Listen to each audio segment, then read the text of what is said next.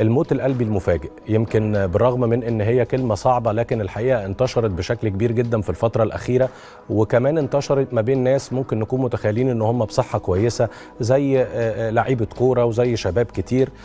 واللي عايزين نقوله بس في خطورة الموضوع ده انه ممكن يكون ملوش أعراض واضحة حضرتك تقدر تحس ان هي ممكن تؤدي الى هذه المشكله، لكن خليني اقول لك على بعض الاعراض لو انت حسيت بيها ده ممكن يكون في احتماليه ان انت تكون مصاب بمشكله في القلب، زي مثلا الدوخه المستمره، زي ضربات القلب اللي بتزيد بشكل كبير حتى لو مش بتعمل مجهود، او يكون في تاريخ مرضي عائلي حصل قبل كده لمشاكل في القلب في سن صغير لحد في العيله، او لا قدر الله موت مفاجئ.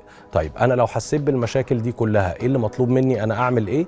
كل اللي مطلوب من حضرتك ان انت بتتوجه لدكتور قلب متخصص في اضطراب نبضات وكهربة القلب، اللي عن طريق فحوصات بسيطة ومن خلال الكشف هيقدر يوجه حضرتك بشكل سليم ويقدر يخليك تتجنب المشكلة دي بشكل كبير جدا. خليك دايما فاكر انه بخطوة بسيطة وبكشف بسيط تقدر تتجنب مشاكل كتير جدا.